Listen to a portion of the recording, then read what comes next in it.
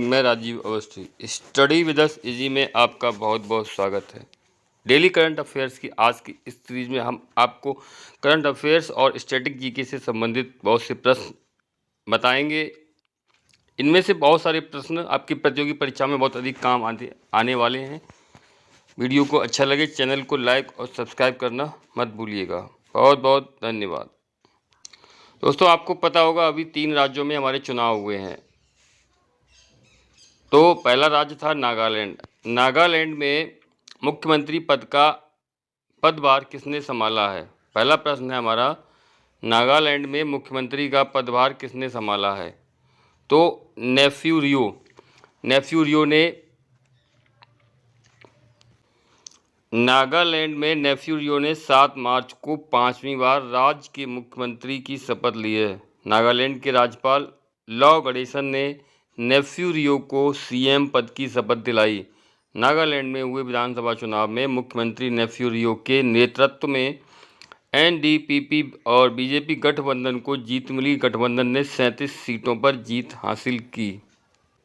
इसी से संबंधित अगला प्रश्न है, नागालैंड की पहली महिला मंत्री कौन बनी है? तो ये जो आपका है सलहौतु ओनुसो क्रूस, ये नागालैंड की पहली महिला मंत्री बनी है। नो स्मोकिंग दिवस कब मनाया जाता है? तो मार्च का जो दूसरा बुधवार होता है, मार्च के दूसरे बुधवार को नो स्मोकिंग डे मनाया जाता है।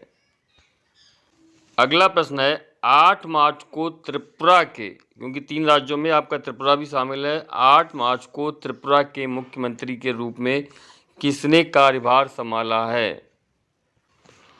भाजपा नेता माणिक साहा ने 8 मार्च को दूसरी बार त्रिपुरा के मुख्यमंत्री के रूप में कार्यभार संभाला है। शपथ ग्रहण समारोह में पीएम नरेंद्र मोदी, केंद्रीय गृह मंत्री अमित शाह और बीजेपी अध्यक्ष जेपी नड्डा भी शामिल हुए। त्रिपुरा विधानसभा चुनाव में कुल 60 सीटों में से भाजपा को 32 सीटें प्राप्त कर सबसे बड़ी पार्टी बनी है।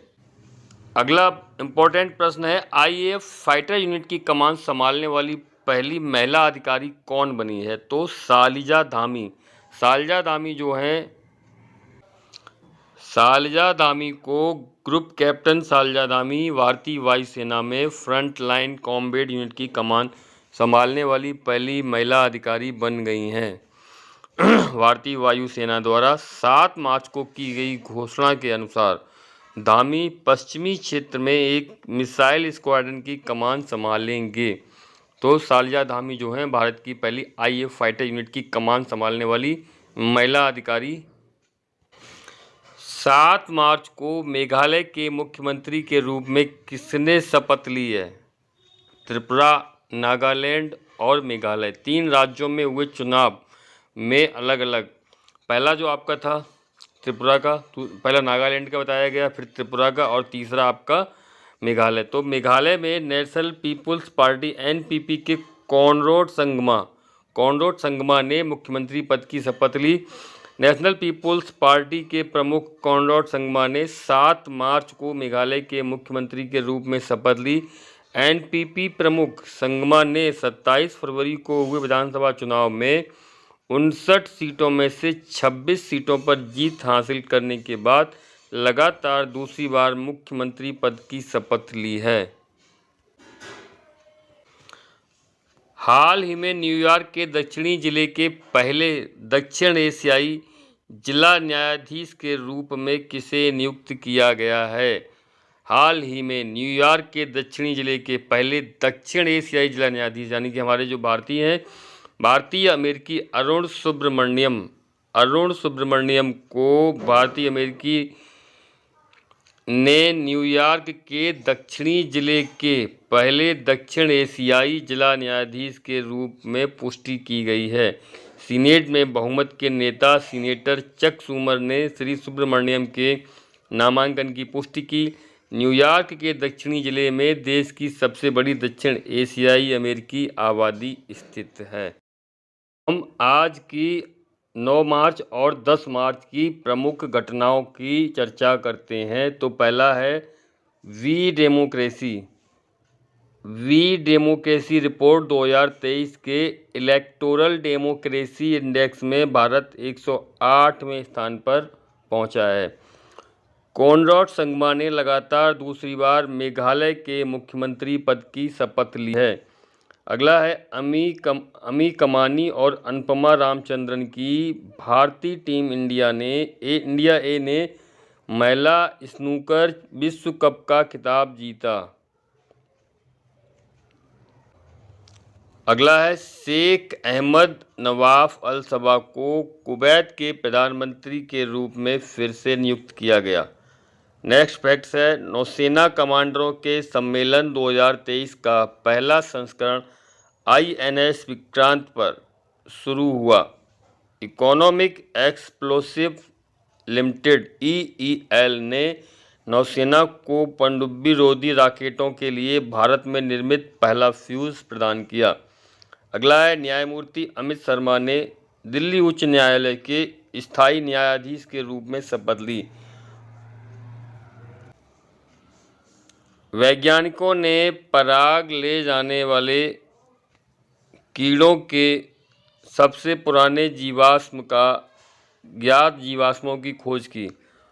कॉनराड संगमा ने लगातार दूसरी बार मेघालय के मुख्यमंत्री पद की शपथ ली। 10 मार्च के जो करंट अफेयर फैक्ट हैं उसमें हम आपको बताते हैं। पहला है अश्विनी वैष्णव ने सिक्किम के लिए गो ग्रीन गो ऑर्गेनिक कवर जारी किया। युवा कार्यक्रम और खेल मंत्रालय का खेल विभाग 10 से 31 मार्च तक खेलो इंडिया 10 का दम टूर्नामेंट आयोजित करेगा। केंद्रीय मंत्री हरदीप सिंह पुरी ने स्वच्छ भारत मिशन अर्बन 2.0 के तहत स्वच्छोत्सव का शुभारंभ किया। अरुण सुब्रमण्यम न्यूयॉर्क जिला अदालत के पहले भारतीय अमेरिकी न्यायाधीश बने। कोलंबिया ने 25 साल में पहली बार महिलाओं के लिए सैन्य सेवा खोली। किलियन एम्बाप्पे ने बनाया रिकॉर्ड।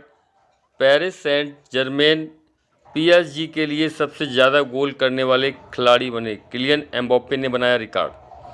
सालजा दामी, अभी आपको बताया, सालजा दामी IAF में लड़ाकू इकाई की कमान संभालने वाली पहली महिला अधिकारी बनी।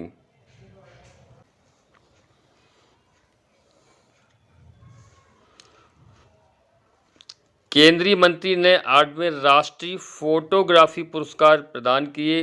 भारत की पहली महिला SC जज, सुप्रीम कोर्ट की जज फातिमा बीबी पर केरल में वृत्त चित्र जारी किया गया। माणिक साहा ने 8 मंत्रियों के साथ त्रिपुरा के 13वें मुख्यमंत्री के रूप में शपथ ली। अगला है यही सलोतु ओनुसो क्रूज नागालैंड की पहली महिला मंत्री बनी। और मणिपुर का सबसे बड़ा त्यौहार याओशांग शुरू हुआ। प्रश्न है किस संस्थान ने 1 अरब से अधिक कारण सार्वभौमिक सामाजिक सुरक्षा बनाने की तत्काल आवश्यकता रिपोर्ट शीर्षक से रिपोर्ट जारी की? तो यूनिसेफ ILO ने सार्वभौमिक सामाजिक सुरक्षा बनाने की तत्काल आवश्यकता शीर्षक से रिपोर्ट जारी की। अगला है केंद्रीय सिंचाई और बिजली बोर्ड CBIP पुरस्कार किस संस्था को प्रदान किया गया है? तो NTPC national thermal power corporation को केंद्रीय सिंचाई और बिजली बोर्ड CBIP पुरस्कार प्रदान किया गया है। किस संस्था ने mind the gender gap report जारी की है? तो CFA संस्थान ने mind the gender gap report जारी की है। समाचारों में रही समर्थ योजना किस मंत्रालय से संबंधित है? समाचारों में रही समर्थ योजना किस मंत्रालय से संबंधित है? ये कपड़ा मंत्रालय से संबंधित है। समर्थ योजना जो है कपड़ा मंत्रालय, इसमें बुनकर और कारीगरों को बढ़ावा देने के लिए। अगला प्रश्न है राष्ट्रीय सुरक्षा दिवस की 2023 की थीम क्या थी? तो राष्ट्रीय सुरक्षा दिवस 2023 की थीम हमारा उद्देश्य शून्य नुकसान। किस देश ने 8.5 मिलियन मीट्रिक टन लिथियम अयस्क की खोज करने का दावा किया है? तो अभी हाल ही में ईरान ने 8.5 मिलियन मीट्रिक टन लिथियम अयस्क की खोज करने का दावा किया है। किस संगठन ने महिला व्यवसाय और कानून सूचकांक जारी किया है? तो विश्व बैंक ने। वर्ल्ड बैंक ने महिला व्यवसाय और कानून सूचकांक जारी किया है। इसका मुख्यालय न्यूयॉर्क में है।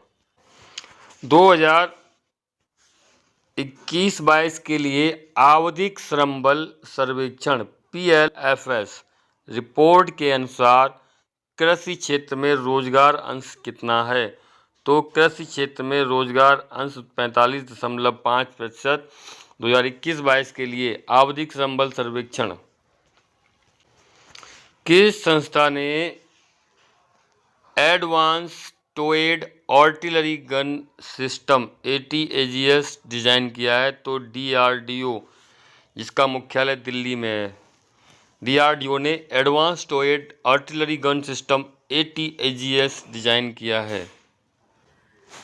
खबरों में